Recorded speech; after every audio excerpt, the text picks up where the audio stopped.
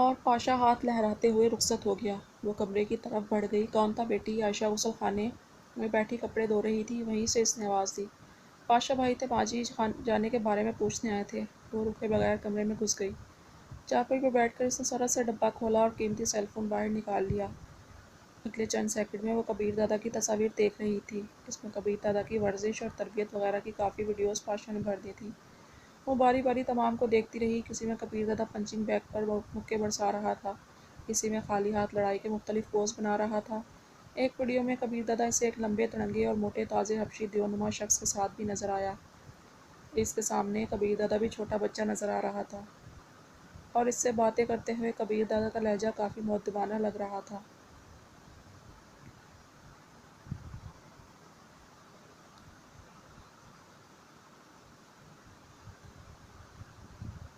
عائشہ نے اندر داخل ہوتے ہوئے پوچھا، واہ جی، یہ موبائل کب خرید لیا؟ ابھی پاشا بھائی دے کر گئے ہیں۔ تم نے تو کہا تھا ان سے کوئی تحفہ وغیرہ نہیں لوگی۔ ماں نے اسے متون کیا، اس میں ان کی تصاویر ہیں ماں جی۔ تو کیا؟ تو یہ کہ مجھے اپنے بھیا نے دیا ہے۔ اس نے ایئر فون کانوں میں لگاتے ہوئے گویا اعلان کیا تھا کہ وہ ماں کی مزید نصیحت نہیں سننا چاہتی۔ عائشہ ہنستے ہوئے باہر نکل گئی۔ ظہر کی نماز پڑھ کر ماں نے پوچھا، بیٹی مولوی صاحب کے گھر چلو گی؟ آپ ہو آئیں ماں جی، میں شاید مولوی صاحب کا سامنا نہ کر پاؤں۔ نماز پڑھ کر وہ دوبارہ موبائل فون لے کر بیٹھ گئی۔ ٹھیک ہے، میں چلتی ہوں، تم دروازہ بند کر لو۔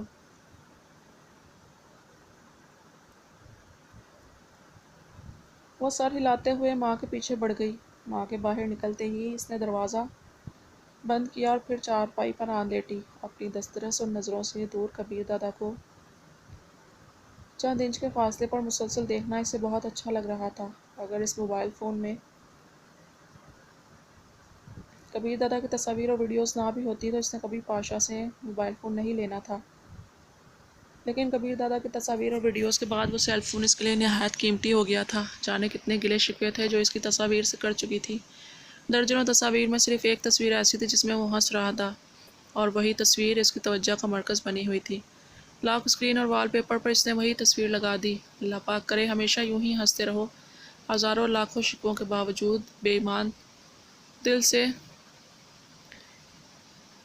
دعائیں ہی نکل رہی تھیں۔ عصر کی اذان اس کے کانوں میں پڑی اور وہ سیل فون چارجنگ پر لگا کر وضو کرنے چل دی۔ نماز پڑھ کر وہ دعا کے لیے ہاتھ اٹھانے لگی کہ دروازے پر زوردار دستک ہوئی۔ آئی ماں جی، دعا مانگنا واپسی پر مؤخر کرتے ہوئے وہ دروازے کی طرف بڑھ گئی۔ کنڈی کھولتے ہی اس کی زبان چل رہی تھی، اتنی دیر لگا دی۔ اور پھر جو ہی اس نے دروازے کا پٹ کھولا، اچانک دو آدمی اندر گھس آئے۔ کون ہو تم؟ کیا بات ہے؟ وہ گھبراتے ہوئے ہکلائی۔ خاموش، ایک آدمی نے اسے ڈانٹتے ہوئے اس کے ہونٹوں پر ہاتھ رکھ دیا۔ اس نے تڑپ کر اس کی گرفت سے نکلنا چاہا، مگر نازک لڑکی میں اتنی ہمت مفقود تھی کہ وہ ایک مرد کا مقابلہ کر پاتی۔ دوسرے آدمی نے جلدی سے دروازہ بند کیا اور جیب سے ٹیکا نکال کر اس کی سوئی بے دردی سے تناوش کے بازو میں گھونپ دی۔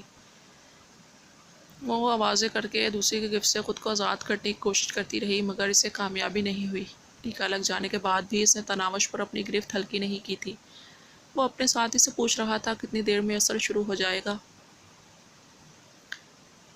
بس 4-5 منٹ میں۔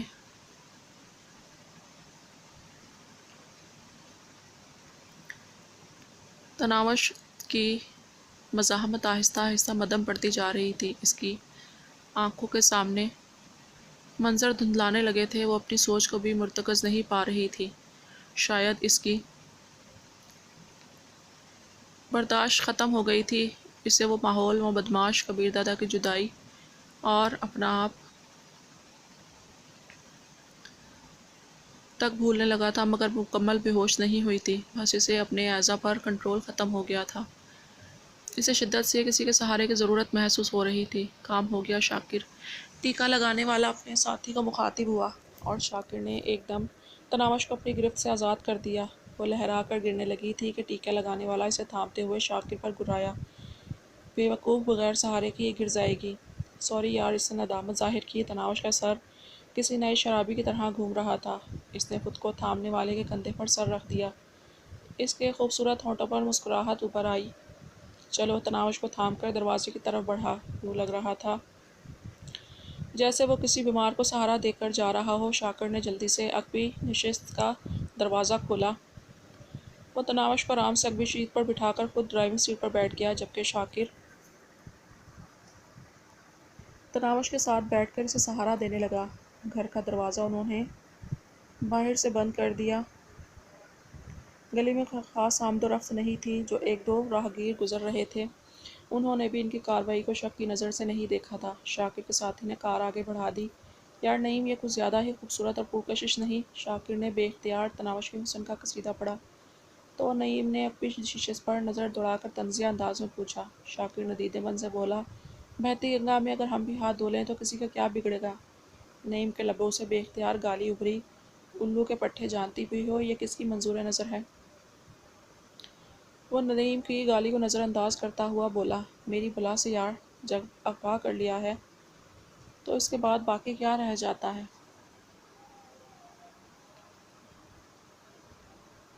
باقی یہ رہ جاتا ہے کہ کھوتے کے سر کے کبیر دادا کی رکھیل ہے، اور اگر اسے بھنک بھی پڑ گئی کہ ہم نے اس کی رکھیل کے بارے میں ایسا سوچا بھی تھا تو یقیناً ہمیں کراچی میں کسی کونے میں تو اس درندے سے پناہ نہیں ملے گی۔ مگر تم نے یہ بات پہلے نہیں بتائی۔ شاکر خود پر لتی جانے والی تناوش سے ایک دم دور ہو گیا تھا۔ اس سے پہلے تو وہ اسے کسی محبوبہ کی طرح سنبھالے بیٹھا تھا۔ نعیم ہنسا، پھر تم نے میرے ساتھ کب آنا تھا؟ شاکر منمنایا، یار تم نے بہت بڑے خطرے میں ڈال دیا ہے۔ نعیم نے اسے تسلی دیتے ہوئے کہا، فکر نہ کرو، ہم کم سے کم وقت میں اسے مطلوبہ مقام تک پہنچا کر درمیان سے ہٹ جائیں گے۔ پھر کبیر دادا جانے اور اس کی چھمک چھلوں کو اغوا کرانے والا جانے۔ ویسے کس نے اتنی جرات کا مظاہرہ کیا کہ ایسی لڑکی پر ہاتھ ڈال دیا؟ وہ بھی کوئی چھوٹا موٹا گنڈا نہیں ہے، فاسí ہاتھ چھٹ ہے۔ یار سانڈوں کی لڑائی میں ہم رگڑے جائیں گے۔ اتنے بڑے بڑے گنڈوں کا نام سن کر شاکر کی حالت غیر ہوتی جا رہی تھی۔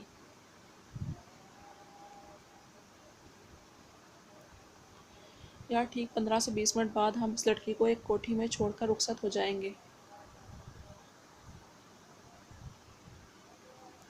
بعد میں فاسí ہاتھ چھوٹ جانے اور کبیر دادا، ہمیں ان سانڈوں کی لڑائی سے کچھ لینا دینا نہیں۔ کار تھوڑا تیز چلاؤ نا۔ شاکر اس کے انداز میں تناوش سے دور ہو رہا تھا جیسے وہ چھوت کی مریضہ ہو۔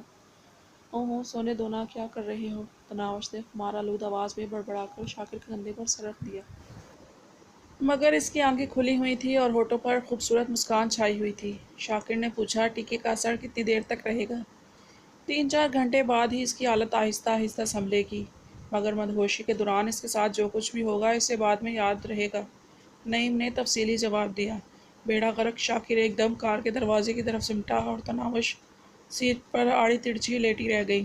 اس کی تیزی دیکھتے ہوئے نعیم قہقہ لگا کر ہنس پڑا، ذلیل آدمی، اسی لیے اس مصیبت کو سنبھالنے کا کام میرے ذمہ چھوڑ دیا، حالانکہ میں تم سے اچھا ڈرائیور ہوں۔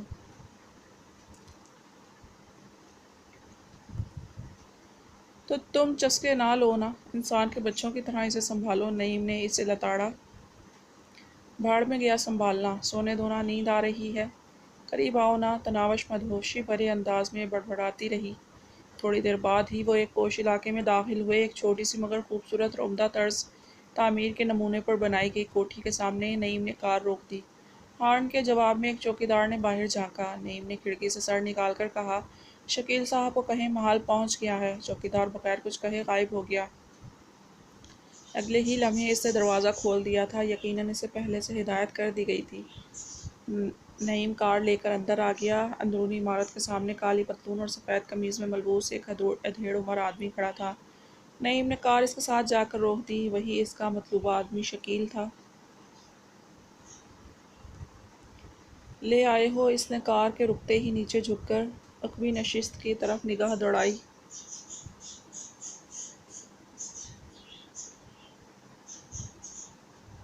جی سر، نعیم خوش دلی سے کہتا ہوا نیچے اتر گیا۔ بہت خوب، شکیل نے سراہنے کے انداز میں سر ہلایا۔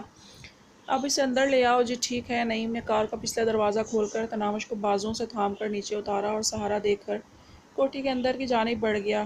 شاکر نے اس کا ہاتھ بٹانے کی بالکل کوشش نہیں کی تھی۔ اس کے اندر اٹھنے والی غلیظ خواہش کبیر دادا کا نام سنتے ہی جھاگ کی طرح بیٹھ گئی تھی۔ تناوش کی صورت بقول شاعر ایسی تھی کہ دیکھنے کی چیز اسے بار بار دیکھ مگر شاکر کے دیکھنے کی خواہش پر بھی کبیر دادا کی ہیبت سوار تھی۔ وہ ایسا ہی پررعب اور ہیبت ناک تھا، بڑے بڑے غنڈے اس کا نام سن کر کانپنا شروع ہو جایا کرتے تھے۔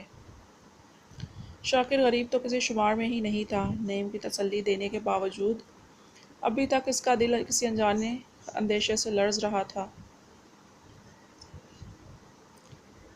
نعیم شکیل کی رہنمائی میں تناوش کو لے کر خوبصورت اور پرتعیش خوابگاہ میں داخل ہوا۔ کمرے کے وسط میں پڑے ہوئے جہازی سائز سے خوبصورت گول بیڈ پر اسے لٹا کر وہ شکیل کی طرف متوجہ ہوا۔ سر، ہمارا کام پورا ہوا، بالکل۔ شکیل نے درمیانی نوٹوں کی ایک گٹی اس کی جانب بڑھاتے ہوئے کہا۔ شاید یہ کہنے کی ضرورت نہیں پڑے گی کہ ہم ایک دوسرے کو نہیں جانتے۔ میں آپ کو کبھی خواب میں بھی نہیں دیکھا سر۔ نعیم نے ہنستے ہوئے اس سے مصافحہ کیا اور تیز تیز قدموں سے چلتا ہوا باہر نکل گیا۔ شاکر بڑی بےتابی سے اس کا منتظر تھا۔ شکیل دھیمے قدموں سے چلتا قریب ہوا۔ تناوش کے گیا، اور کتنی حسین اور پیاری ہو تم۔ وہ اس کے گالوں پر ہاتھ پھیرنے لگا۔ تناوش مدہوشی کی کسی کیفیت میں پڑی تھی، ہونٹوں پر تبسم بکھرتے وہ خلا میں تکتی رہی۔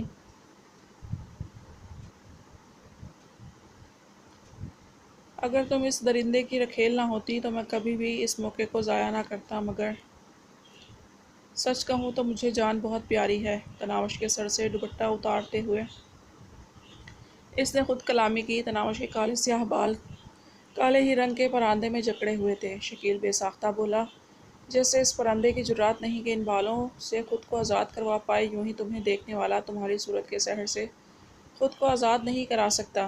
حقیقت میں جتنا سنا تھا تم اس سے کچھ زیادہ ہی پیاری ہو، اور فاسق صاحب اگر مرنے سے پہلے تمہیں حاصل کر لیتا ہے تو یقیناً یہ گھاٹے کا سودا نہیں ہے۔ یہ کہتے ہوئے اس کے ہاتھ حرکت کرتے رہے۔ اس نے آہستہ آہستہ تناوش کے جسم سے سارا لباس علیحدہ کر دیا۔